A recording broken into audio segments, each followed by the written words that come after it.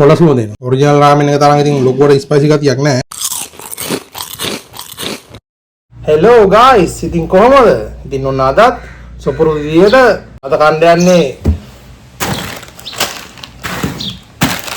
කොත්තුමී රාමෙන්. කොත්තුමී රාමෙන් දෙයක් තමයි අද කණ්ඩ යන්නේ. අලුත් අවුරුද්ද දාන පළවෙනි වීඩියෝ එක. ඔයගොල්ලෝ හැමෝටම සුබම සුබ අලුත් අවුරුද්දක් වේවා කියලා මගේ channel එකට සාදරයෙන් පිළිගන්නවා. ඉතින් අපි මේක හදාගෙන බලමු.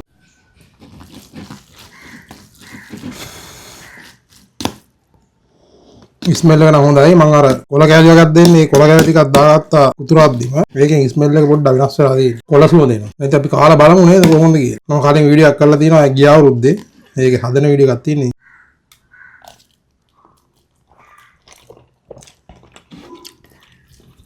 ටේස්ට් එක නම් හොඳයි මට නම්. ස්පයිසි ගතියක් එනවා.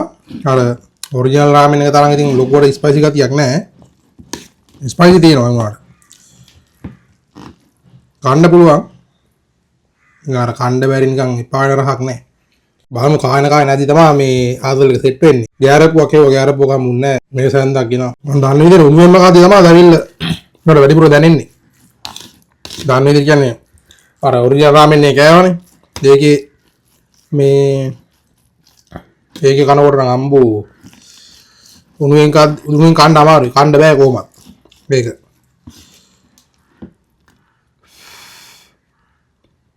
මේක මේ කලින් පාර මේ අර හදන වීඩියෝ එකක් කරා. ඒක ගන්නකොට මම හිතන්නේ 250යි. දැන් රුපියල් 300ක් වෙන බැක් එක. කොහමද අවුලක් නැහැ මේක. මේ ලංකාවෙන් ගහපු එකනේ. ඉතින් හොඳයි. ඉතින් ටේස්ට් එක හොඳයි. ස්පයිසි ගතිය තියෙනවා. මේ මම දැන් ලංකාවේ කට්ටියට සෙට් වෙන විදිහට තමයි ස්පයිසි ලෙවල් එක හදලා තියෙන්නේ. රාමෙන් හොඳයි අවුලක් නැහැ. කලින්ට වැඩි ඉතින් 50ක් වැඩි කරලා තියෙන්නේ දැන්.